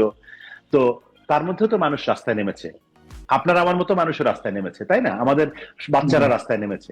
তো চিরকাল তো পরিস্থিতি একরকম থাকে না। আপনি কেন ধরে নিচ্ছেন যে এখনো 5ই আগস্ট, এখনো 24 জুলাই বাংলাদেশে বিরাজ করছে? তা তো না। যত সময় যায়, সময় তো পরিবর্তনশীল, সময়ের পরিবর্তনের সঙ্গে কোথায় কি হবে। এক তারেক রহমানের কথাই বলছিলাম, যে তারেক রহমানের বক্তব্য প্রচার করাই বাংলাদেশের সাংবাদিকদের জন্য, গণমাধ্যমের জন্য নিষেধ ছিল, নিষেধাজ্ঞা দেওয়া ছিল। কিন্তু আজকে তিনি বাংলাদেশের প্রধানমন্ত্রী, সময় পরিবর্তন হয়েছে না? তো কালকে কি হবে সেটি আপনি এখন কি করে বলছেন? আপনি পারেন, আপনি এনফোর্স করতে পারেন যে আমি ওদেরকে নামতে দিব না, অমুক করতে দিব না, তমুক করতে দিব না, কিন্তু কতদিন? সবকিছুর তো একটা সীমা আছে নিশ্চয়ই, তাই না? তো ফলে আমি মনে করি যে জনগণ যেহেতু সকল ক্ষমতার উৎস, আমাদের সাংবিধানিক ভাবে হোক বা যেভাবেই হোক, জনগণের শক্তির উপরে তো কোনো শক্তি নেই। সেই শক্তি যদি ঐক্যবদ্ধ হয় তাহলে অনেক কিছুই সম্ভব। সেখানে শেখ হাসিনার দেশে আসা কিংবা অন্য যে কোনো ঘটনা খুব অসম্ভব কিছু না। এই তারেক রহমানের উদাহরণ তো সবচেয়ে বড় উদাহরণ, যে যিনি বাংলাদেশে, যার নাম উচ্চারণ করা নিষিদ্ধ ছিল, তিনি আজকে বাংলাদেশের প্রধানমন্ত্রী। তো এই দেশে কি না ঘটতে পারে? ধন্যবাদ। অনেক অনেক ধন্যবাদ সাংবাদিক জয় মামুন আপনাকে আমাদের সঙ্গে যুক্ত থাকার জন্য। আপনি ভালো থাকবেন। দর্শক, আপনারা যারা শুনছিলেন নিশ্চয়ই ভালো থাকবেন, এবং সময় অবশ্যই স্থিতিশীল নয়, এবং সরকার যদি বিগত দিনে অভিজ্ঞতা থেকে কিছু সঞ্চয় করে সামনের দিকে এগোতে চাই, নিশ্চয়ই জনগণ সাধুবাদ জানাবে, কিন্তু বিপরীতটা হলে তো সরকারের জন্যই বুমেরাং হবে। এটি ইতিহাস বলে। ভালো থাকবেন সবাই, আল্লাহ হাফেজ।